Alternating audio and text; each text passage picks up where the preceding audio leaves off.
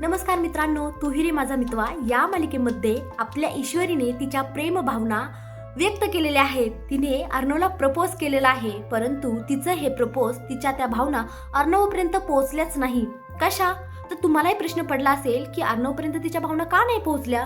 मित्रांनो, ईश्वरी एवढी खुश झालेली असते, ती अर्णवला चक्क त्या बायकांच्या घोळक्यामधून ओढून आणते बाजूला आणि माझा नवरा आहे करत त्याला बाजूला ओढते. तेव्हा अर्णव तिला प्रश्न विचारतो, ईश्वरी मी सिंदूर, तू पुन्हा परत कधी शिव झालीस? माझा नवरा आत्ता मागाशी तर भांडत होती माझ्यासोबत.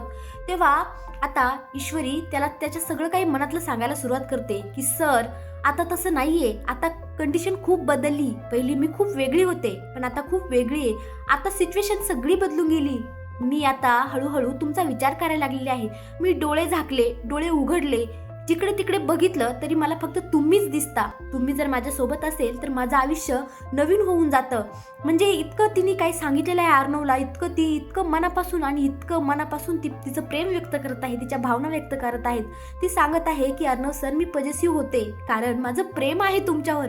बाप रे, तिने ना चक्क कबूल केलंय की माझं खरंच तुमच्यावर प्रेम आहे. मित्रांनो, खरंच आपलं प्रेम व्यक्त करायला सुद्धा खूप हिंमत लागते बरं का. आणि ती हिंमत ईश्वरीने जुटवली. आतापर्यंत तिची हिंमत होत नव्हती, पण आज तिने हिंमत करून अर्णवला सगळं काही सांगितलेलं आहे.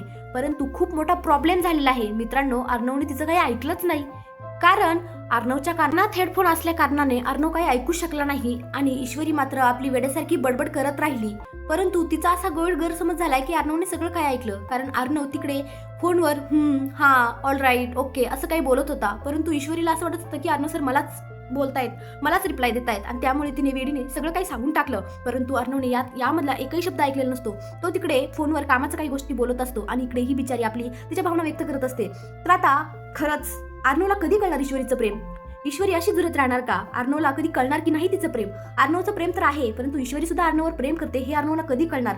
अर्णवला तर असं वाटतंय की ही मला नवरा सुद्धा मानत नाही. तर आता काय करणार? तर इकडे आता आईबाबांच्या अॅनिव्हर्सरीची जल्लोष तयारी सुरू झालेली आहे. इतकं छान सेलिब्रेशन होत आहे आणि इकडे आता अर्णव मस्तपैकी डेकोरेशन करत आहे. ईश्वरीच्या गळ्यात माळा टाकत आहे. ईश्वरी सुद्धा इतकी गोड लाजत आहे आणि आता मस्तपैकी सगळं काही तयारी झालेली आहे. बाबांची अॅनिव्हर्सरी, आईची अॅनिव्हर्सरी सगळे सेलिब्रेट करत आहे आणि आता एकमेकांना घास भरवत आहे. सगळेजण खूप म्हणजे खूप आनंदी आहेत. परंतु आता एक मोठा चमत्कार इथे घडणार आहे मित्रांनो.